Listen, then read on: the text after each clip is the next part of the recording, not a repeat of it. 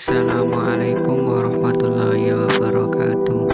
Perkenalkan, nama saya Ahmad Muflihun dari Prodi S1 Teknik DKV Malang semester 1. Di sini saya akan menjelaskan tentang 4 sumber hukum Islam.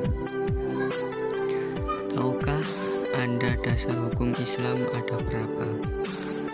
Dasar hukum Islam atau sumber hukum Islam itu ada 4. Sumber hukum Islam ke-1 adalah Al-Quran. Keistimewaan Al-Quran sebagai kitab suci umat Islam menjadikannya sebagai sumber hukum Islam primer atau pertama. Dan banyak keutamaan Al-Quran tidak terdapat pada 3 sumber hukum Islam lainnya.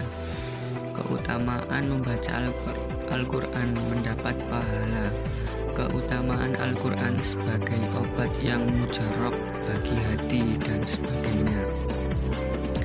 Sumber hukum Islam kedua adalah sunnah atau hadis Rasulullah Shallallahu Alaihi Wasallam. Apa itu sunnah Rasulullah Shallallahu Alaihi Wasallam? Ternyata pengertian sunnah dapat dilihat dari 3 pandangan cabang ilmu, yaitu sunnah menurut ilmu fikih, sunnah menurut ilmu usul fikih, dan sunnah menurut ilmu hadis. Dan di dalam ilmu hadis kita mengenal hadis mutawatir dan hadis ahad.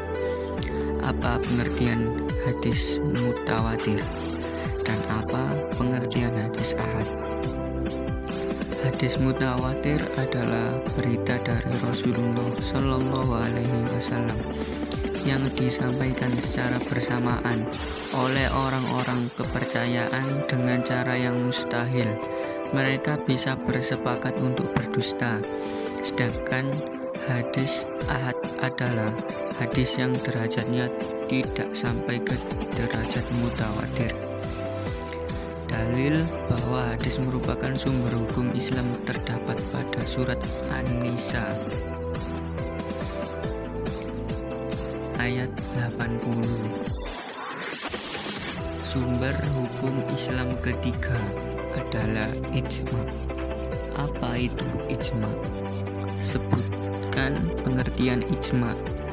Ijma adalah kesepakatan seluruh ulama mujtahid pada satu masa setelah zaman Rasulullah atas sebuah perkara dalam agama.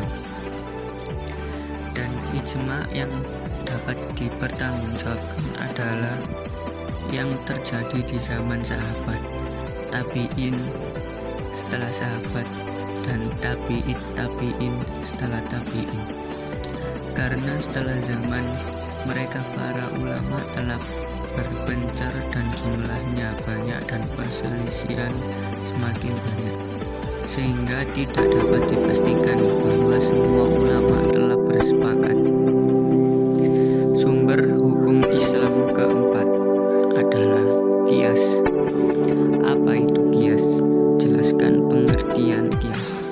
Qiyas adalah suatu praktek penyamaan hukum antara sesuatu yang disebutkan hukumnya secara gamblang dalam agama, yang selanjutnya disebut al-maqis alaih atau masalah utama, dengan suatu yang tidak dijelaskan hukumnya dalam agama, yang selanjutnya disebut al-maqis atau masalah cabang.